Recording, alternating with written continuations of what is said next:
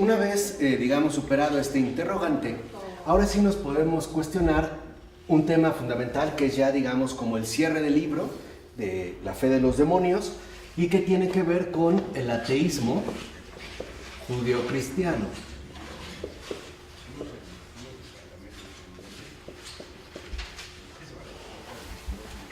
Ese es, como ya el reconocer esta superación del ateísmo, este ateísmo superado, que es el subtítulo que Ayash coloca en este texto. Y para empezar, cita el versículo 3 del capítulo 20 del Éxodo, que dice: no habrá para ti otros dioses delante de mí. ¿No? Aparece, esta exhortación: no habrá para ti otros dioses delante de mí. Entonces, lo primero que vemos es que el amanecer de Dios comienza con el crepúsculo de los ídolos. Así pues, la fe reclama que no tengamos otros dioses y que por ese lado seamos perfectos ateos. Entonces, también el Señor, en el ateísmo judeocristiano, nos propone en efecto que seamos perfectos ateos.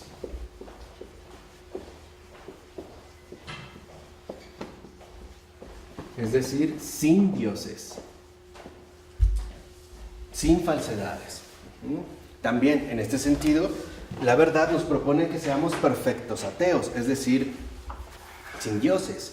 Por eso podemos ver cómo los paganos no se equivocaban. En efecto, para ellos, los primeros cristianos hacían profesión de ateísmo y eran, por tanto, culpables de un crimen público. Así pues, si ellos habían dado muerte a los dioses, pues había que castigarlos con la pena capital.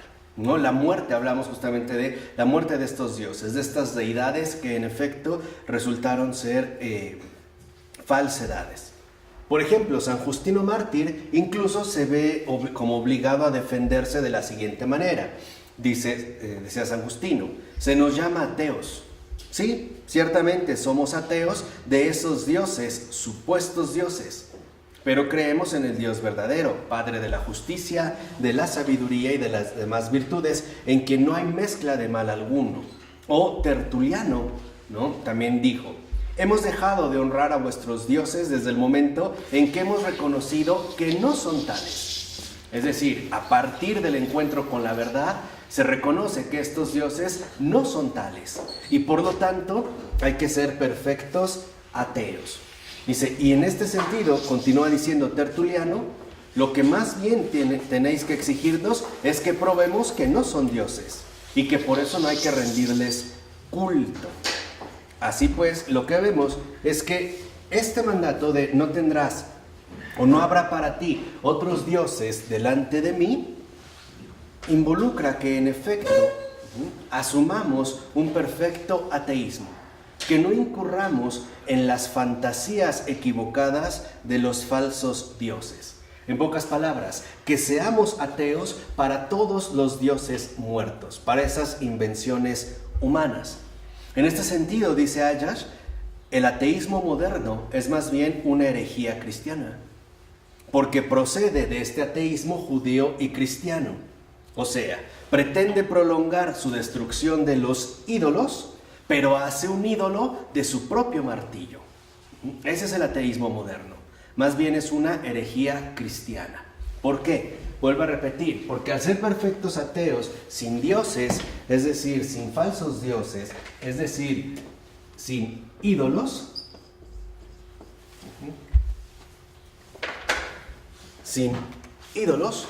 el ateísmo moderno quiere en efecto, ahora como herejía cristiana, destruir todos los ídolos, todo lo que se considere dioses, incluye el Dios de la revelación, el único Dios vivo y verdadero, y hace de su propio martillo de destrucción su ídolo. Dice, incluso el ateísmo pretende inscribirse dentro del impulso del combate mosaico contra la idolatría como su última etapa y culminación.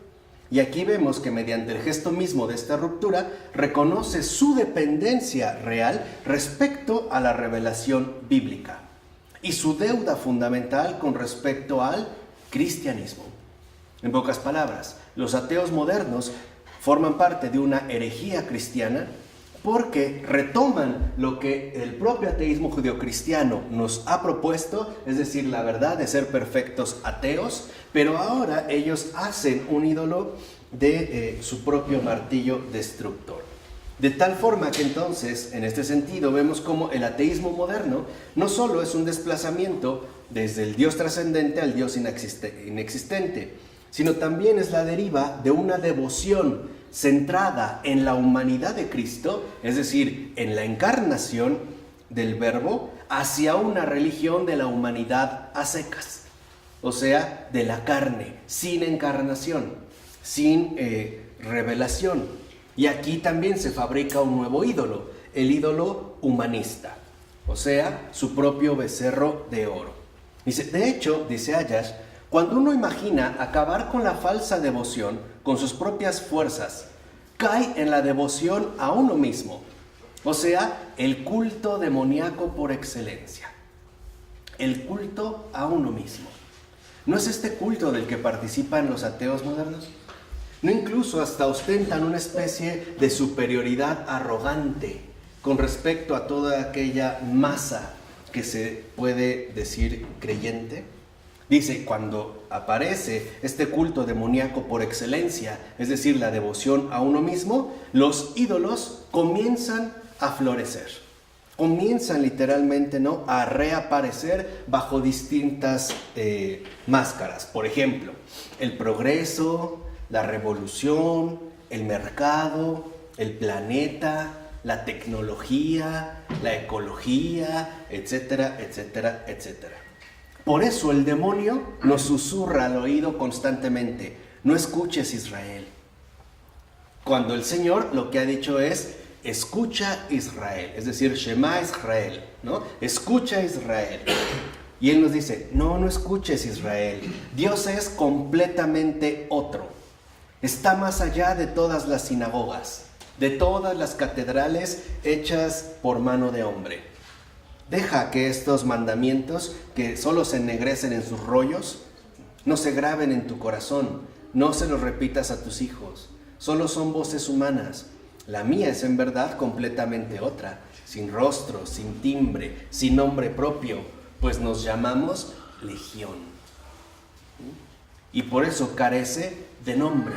Por eso al demonio, dicho sea de paso, también se le considera la bestia, porque no tiene nombre. Pero en realidad no es porque sea una cuestión bestial, dijimos, es un espíritu puro, no es un animal bestial. Más bien, carece de nombre porque es legión.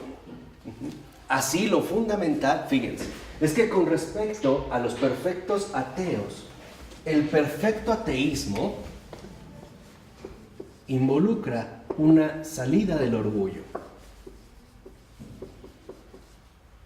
No incurrir en el culto demoníaco por excelencia, que es la devoción en uno mismo. Y esto, en efecto, el poder salir del orgullo, solo es un rompimiento cuya iniciativa no podemos controlar. Dice, es el golpe de la gracia, ¿no? Un relámpago de la revelación. Y aquí es donde, en efecto, nosotros comprendemos el cómo, para poder alcanzar esta salida del orgullo, se nos han dado dos elementos concretos, otra vez, no abstractos. Por un lado, lo que llamamos dogmas, o los dogmas, y por otro lado, los sacramentos.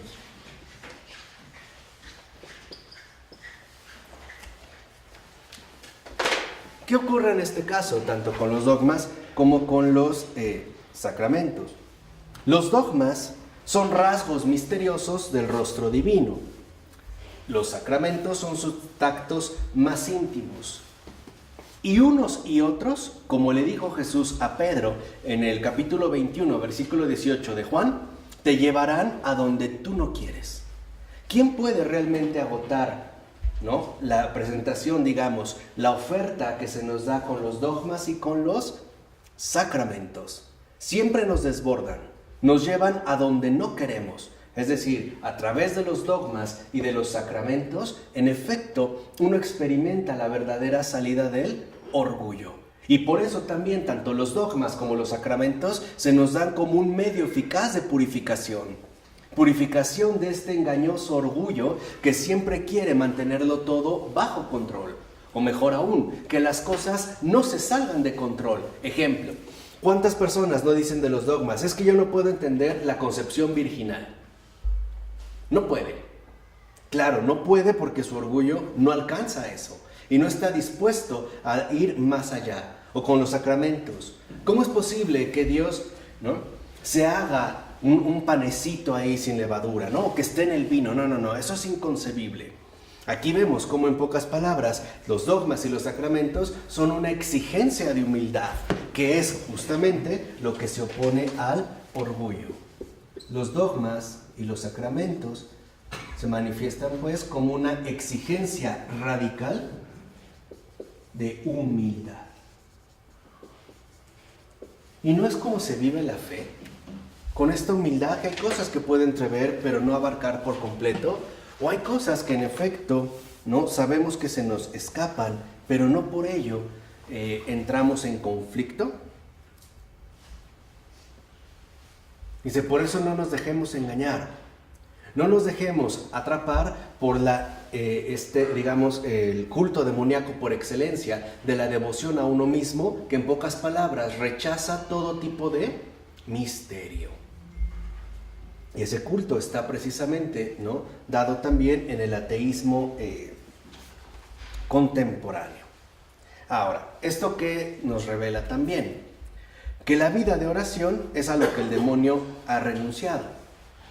De hecho, detesta esta vida de oración más que a ningún otro tipo de vida. A los suyos, por lo tanto, no tiene más remedio que alejarlos de ella, ¿no?, mantenerlos literalmente a distancia. Dice, el demonio es hiperactivo, infatigable, y siempre está lleno de proyectos urgentes, porque él querría que todo dependiera únicamente de sus esfuerzos. En pocas palabras, al demonio no le gusta más que brillar por mérito propio. Por eso el demonio no soporta ser calmo, tranquilo. Dice, de esta manera, él no soporta, ¿no?, el pasar a segundo plano y dejar que sea la gracia la que ocupe el puesto que le corresponde, es decir, el primero. Por eso al demonio le gusta resolver las cosas por mérito propio, es decir, por cuenta propia, es decir, sin oración. Y algo es evidente. Cuando un ser humano no tiene una verdadera vida de oración, en lo que incurre es en la precipitación. Hace las cosas por hacer, nada más. Pero no se pone a pensar, o sea, no tiene la contemplación necesaria de todo lo que eso puede acarrear o todo lo que eso puede traer consigo. Entonces va justamente en la precipitación. Dice, él no sabe y no le interesa saber en qué consiste estarse quieto en una habitación, en oración. Al contrario, siempre tiene que estar haciendo algo. Por eso la confianza en Dios presupone la desconfianza en uno mismo. Y este es un principio espiritual muy importante. Esta exigencia radical de humildad también involucra la desconfianza de uno mismo. Por ejemplo, si hemos decidido resolver tal o cual situación de tal o cual manera, ¿por qué no nos preguntamos en primer lugar si eso será lo más adecuado? ¿Por qué simple y sencillamente no pedimos un consejo? Quizá no lo pedimos porque tenemos miedo a que se nos caiga el teatro. Quizá a que nos muestren abiertamente, ¿no?, lo torpe o lo ridículo de las decisiones que estamos tomando. Y no queremos exponernos a que nuestro orgullo se vea lastimado. En pocas palabras, el que se encierra en sí mismo lo hace por soberbia, no por humildad, incluso para recibir una corrección o una indicación. O sea, en pocas palabras, para reconocer que no podemos depender plenamente de nosotros mismos, poner toda nuestra confianza en nosotros mismos. Por eso, por ejemplo, San Felipe Neri le advertía a Jesús una y otra vez: Jesús, no te fíes de Felipe. No te fíes de Felipe. Vicente de Paúl confiaba en sus conversaciones espirituales lo siguiente, y lo cito. ¿Qué decía Vicente de Paúl? Toda mi vida he temido encontrarme en medio del nacimiento de alguna herejía. Yo veía los grandes estragos que habían hecho las herejías de Lutero y Calvino, y cuántas personas de todas clases y condiciones habían absorbido este nefasto veneno queriendo gustar las falsas dulzuras de su pretendida reforma. En una palabra, siempre he tenido miedo de verme enredado en los errores de alguna nueva doctrina antes de darme cuenta de ello. En pocas palabras, ahí aparece la desconfianza en uno mismo. No creerse autosuficiente, ni que lo que yo digo o hago es lo mejor. ¿Por qué creen que también mucha gente simple y sencillamente no acude, por ejemplo, al sacramento de la reconciliación? Para que en realidad su orgullo no se vea lastimado y tener siempre argumentos a la mano. Es que lo hice con la mejor intención. Es que de verdad no era mi intención hacer un daño. Pero en realidad lo que no queremos reconocer es que en pocas palabras no tenemos la razón. Entonces, por ejemplo, dice Ayash, también seamos sinceros. Si Calvino y Lutero, que fueron grandes, cayeron en el error, cayeron en manos del maligno, ¿cómo yo, por ejemplo, que soy más pequeño, no iba a caer también? Y esto también es o sea, Calvino y Lutero no eran cualquier cosa. Y si ellos cayeron, ¿no?, en la astucia diabólica, ¿qué puede ocurrir conmigo? Por eso, vean, aquí viene la receta fundamental, que es la receta que mi Santo Padre Ignacio de Loyola nos dio con toda claridad. ¿Cómo me voy a librar de esta desgracia? ¿Cómo? ¿No será a través de entregándome a una obediencia tan libre como completa al magisterio de la Iglesia? ¿No entra entonces el aspecto fundamental que nos revela la salida del orgullo, exigencia radical de humildad y desconfianza en uno mismo, que se llama obediencia? ¿Cuántas veces alguien nos ha dado un buen consejo y sabemos en el corazón qué es lo que Dios quiere y no lo hice caso? No me interesó. Lo tiré de loco, dije que esas eran tonterías, eso no servía, bla, bla, bla. ¿Cuántas veces? O sea, ¿cuántas veces, no? Despegándome literalmente, ¿no?, de aquello que se me indica. Por eso es curioso que la verdadera fe, la auténtica fe, no hace entrar en duda a Dios, sino a uno mismo. Esto es también digamos, un buen fruto de la fe, la desconfianza en uno mismo. ¿Tendré razón? Señor, ¿no me estaré equivocando? Por eso se los he dicho, de verdad, por lo menos una vez al día, le debemos de suplicar a Jesús de corazón, con sencillez, que nos libre de las tinieblas del error y que nos consagre el esplendor de la verdad. Porque solo Él lo puede hacer, no lo podemos hacer por cuenta propia. No podemos ganarle al demonio. Y tampoco queremos hacer eso. Lo que queremos es que se manifieste en nosotros la victoria de Jesús resucitado. Por eso, por ejemplo, San Juan de la Cruz recordaba: no hay poder humano comparable al suyo, al del demonio. Solo el poder divino es capaz de superarlo. Solo la luz divina es capaz de desenredar sus artimañas. El alma nunca podrá triunfar de esta fuerza demoníaca sin la oración. Por eso, en lugar de oración, ¿qué propone el demonio? Acción.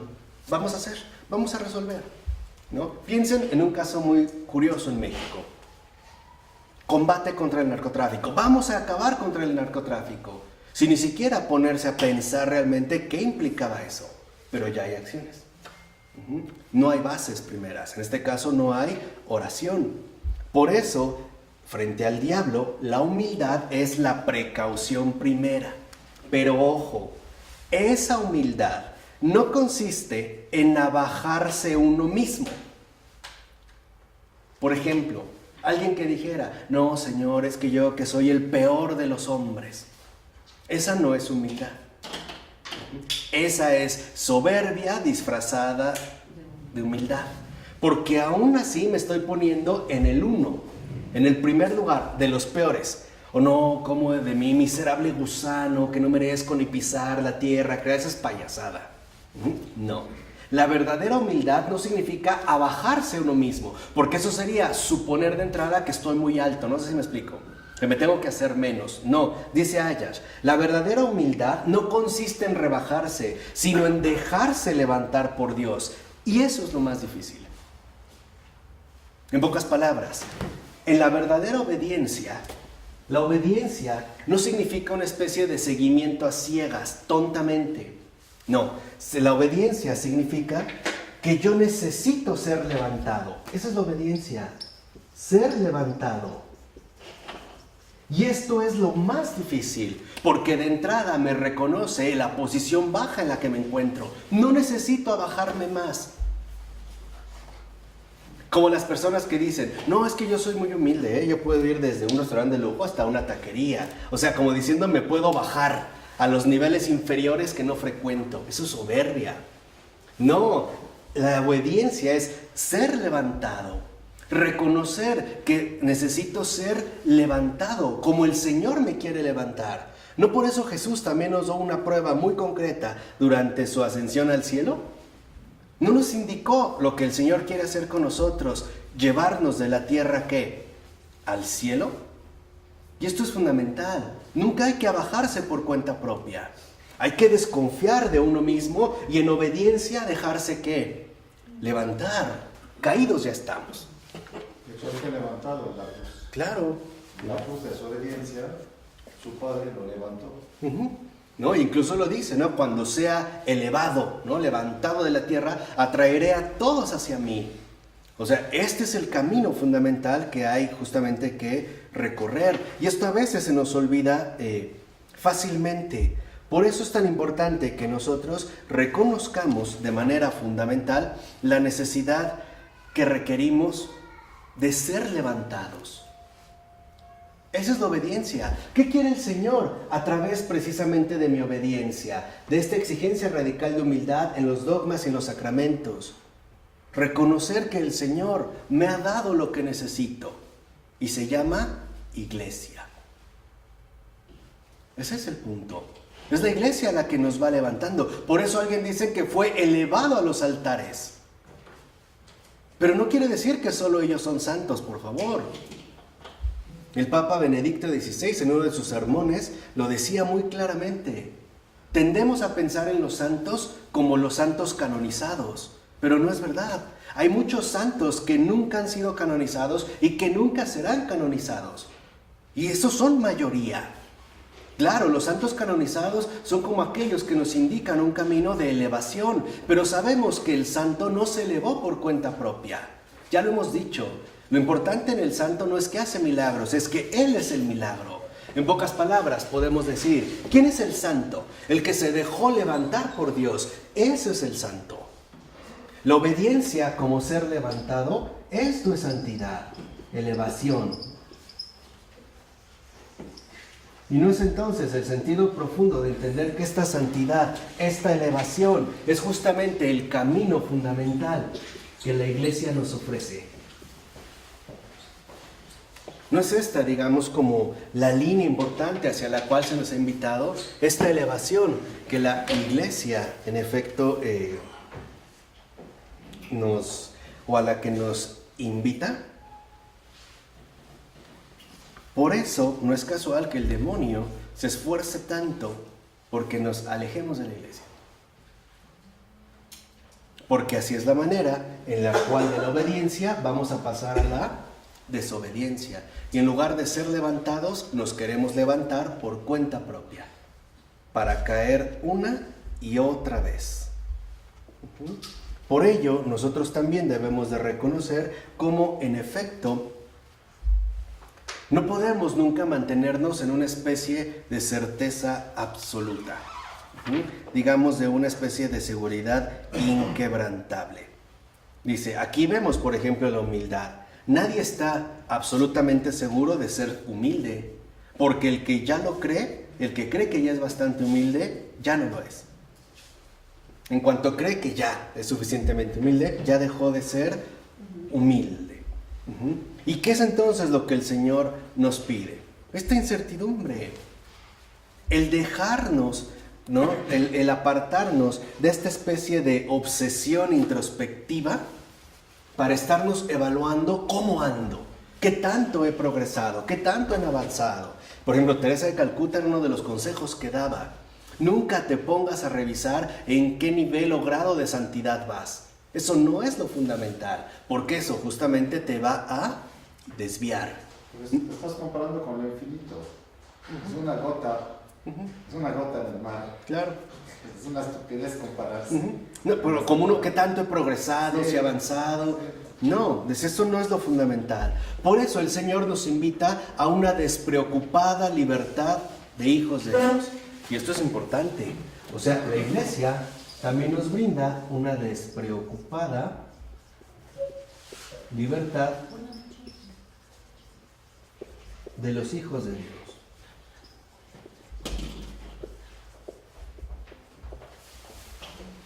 Y esta despreocupada libertad de los hijos de Dios no va midiendo, digamos, el pulso de nuestro avance en la santidad, sino de la fidelidad que tratamos de conservar permanentemente. Por eso, por así decirlo, ¿no? Nos vamos como puliendo y avanzando poco a poco. Caemos, nos confesamos, nos acercamos, pero no estamos midiendo literalmente qué tan santos nos hemos vuelto o qué tan santo, en este sentido, somos, ¿no? Por ello es importante que nosotros nos demos cuenta cómo la llamada que Dios nos hace es una llamada que nos supera infinitamente y que no podemos controlar, porque el hecho de que nos supere infinitamente es aquello que nos ayuda a trabajar siempre en humildad, a estar siempre atento contra los ataques del orgullo y sobre todo al reconocer en la despreocupada libertad de los hijos de Dios el camino seguro de la obediencia. Por ello es tan importante que, por ejemplo, la fe en este sentido también hace que uno entre en una oscuridad profunda.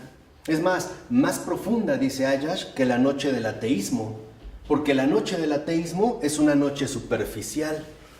Es, dice, una luz, ¿no?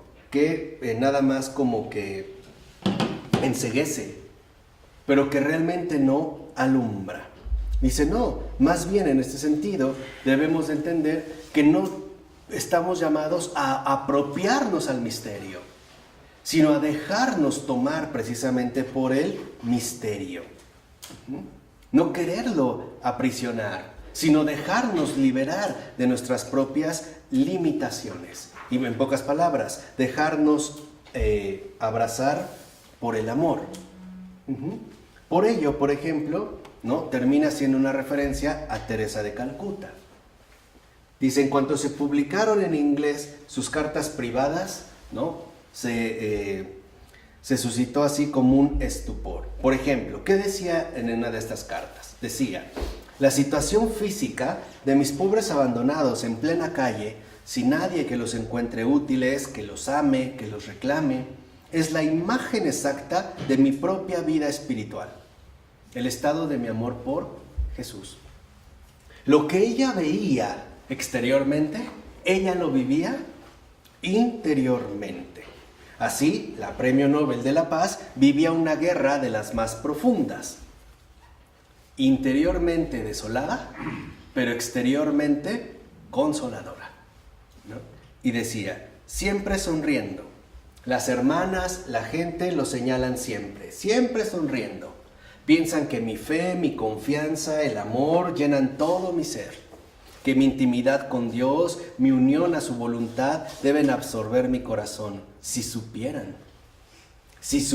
que mi alegría es solo la máscara tras la que oculto el vacío y la miseria. Vean, ¿no? Es lo que se llama desolación. Ella lo experimentó 30 años. Pero el príncipe de los desolados es San Pablo de la Cruz, que experimentó ese abandono de Jesús en la cruz al momento de clamar, Dios mío, ¿por qué me has abandonado? 50 años. Y no estoy hablando de una cuestión temporal, sino simple y sencillamente para que entendamos que tenemos a quién recurrir también ahí. Ninguno de nosotros, grábenselo bien, es una excepción al Evangelio. Ninguno. Nunca vamos solos. Hay quienes comparten nuestras propias situaciones. Ahora, Teresa de Calcuta se hunde en estas tinieblas que no comprende. Por ejemplo, dice, el sitio de Dios en mi alma está vacío. No está Dios en mí. Mi alma no es más que un trozo de hielo. No tengo nada que decir. Usted me escribe, está hablando al sacerdote al que le mandó, al padre Neuner, la carta. Le decía, usted está tan cerca que no puede verlo, ni escucharlo, ni siquiera gustar su presencia. Si no comprendo lo que quiere decir, padre. Sin embargo, me gustaría mucho poder comprenderlo. Y en este sentido también, ¿no?, dice y añade Teresa de Calcuta, siento en mi alma ese dolor terrible de la pérdida de Dios que no me quiere, de Dios que no es Dios, de Dios que en realidad no existe. Vean también lo que experimenta en su alma. Y le decía, Jesús, por favor, perdona mis blasfemias, pero me han perdido que escriba todo. Ahora, añade, estas tinieblas me rodean por todas partes. No puedo elevarme hacia Dios. Ninguna luz, ninguna inspiración penetra en mí. Hablo del amor a las almas, de un tierno amor por Dios. Pero, ¿para qué trabajo? Si no hay ningún Dios, no puede haber ningún alma. Y si no hay alma, entonces Jesús, tú tampoco. El cielo está vacío. Ni la menor idea de cielo entra en mi espíritu. Ahora, o sea, vean lo que ha experimentado, ¿no? Esta verdadera oscuridad penetra profundamente en ella, pero nos muestra algo importante. Es una fe que, como dijimos, uno no tiene, sino que nos tiene a nosotros y que nos lleva a esa noche en la que ya no hay socorro humano, en la que lo único que queda es abandonarse al abismo de la misericordia. Por eso es curioso que a pesar de todo esto que siente, sigue hablando de Jesús, ¿no? Sigue mencionando en este caso a Jesús, al grado de que dice Ayash, ¿no?, concluye locamente diciendo, soy tuya, hunde en mi alma, en mi vida, los sufrimientos de tu corazón. No te preocupes por mis sentimientos, no te preocupes siquiera por mi dolor. Si mi separación de ti conduce a los demás a ti, y en su amor y su compañía tú encuentras tu gozo y tu placer, ¿por qué, Jesús mío? Deseo con todo mi corazón soportar todo lo que soporto, y no solo ahora, sino también durante toda la eternidad, si ello fuera posible. Vean, o sea, la disposición, lo que yo les decía, la implicación a sufrir con tal que el otro llegue a Jesús. Uno ya no está en este sentido en un primer plano. Ahora, ¿por qué la profundización de la noche? Uno, porque estas cartas, en razón misma de su angustia, son de la más elevada consolación. Dan testimonio de la presencia de Dios allí mismo donde parece que estaría ausente. Mucha gente, ¿dónde se ha convertido? Díganme. En el sufrimiento. ¿Lugares concretos? En la cárcel. ¿En la cárcel? ¿Dónde más? En el hospital. ¿Dónde más? ¿En el abandono? Ahí, vean, o sea, hasta ahí, digamos, llega esta cuestión. Entonces, no solo se trata, en este sentido, de unirse a Dios a secas, sino también de unirse al prójimo más miserable. Esta es la diferencia entre la obra de Teresa de Calcuta, las misioneras de la caridad, y una mera obra humanitaria. Decía Teresa de Calcuta, queridas hijas mías, sin nuestro sufrimiento, nuestra obra sería solo una obra social. Muy buena y útil, sí, pero no sería la obra de Jesucristo.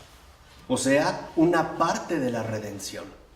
Y eso es la invitación fundamental del Señor.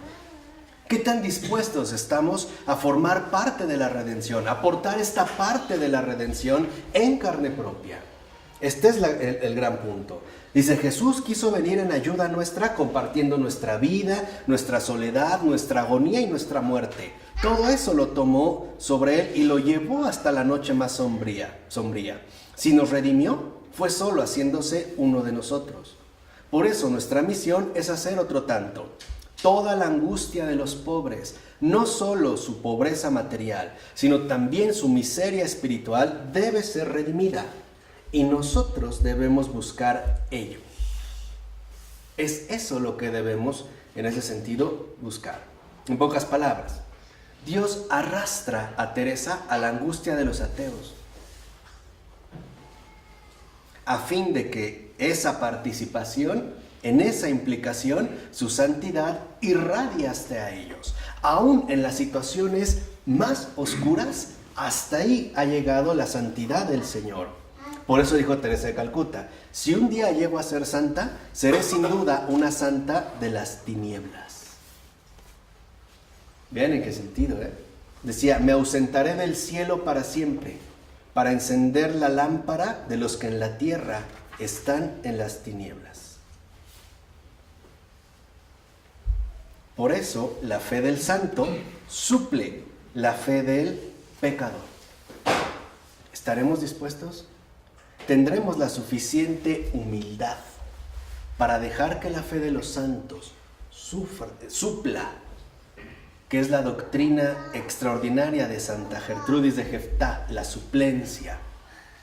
¿Estaremos dispuestos a dejar que esa fe supla nuestra carencia o queremos hacerlo por cuenta propia?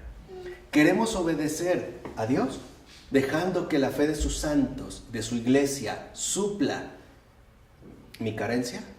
¿O querer, por el contrario, imponerme a mí? Querer realizarlo, en pocas palabras, por esfuerzo propio. Así pues, ¿qué elegiremos? ¿El sol de Satán o las tinieblas del abismo? ¿Qué elegiremos? ¿La claridad del credo demoníaco, que es natural, lógico, aceptable y no está abierto a la gracia? ¿O esa noche de la fe, que es sobrenatural y tanto más fuerte cuanto más se apoya en la debilidad y la oscuridad del acto de fe? Desde el momento en que queremos transformar aquí abajo esa noche en sol y contentarnos en nosotros mismos, pasamos de Dios al diablo. Caemos seguros de haber conseguido elevarnos a nosotros mismos. Sí, es verdad. Nuestro futuro más divino es perder la fe. Alcanzar el ateísmo perfecto. Porque en el cielo todos son videntes. Por tanto, allí arriba solo hay no creyentes. Porque en esa evidencia los lleva a la comunión plena del amor. Ahí ya no se necesita la fe. Todo es amor. Ojalá que nosotros también alcancemos eso a lo que hemos sido convocados, sin miedo y sin temor, con paciencia, esperanza y una gran implicación, es decir, con encarnación. ¿De acuerdo? En nombre del Padre, del Hijo y del Espíritu Santo. Amén.